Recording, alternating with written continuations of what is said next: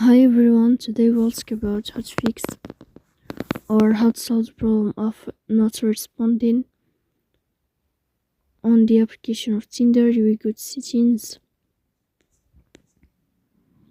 In this page we go to apps, default apps, app settings.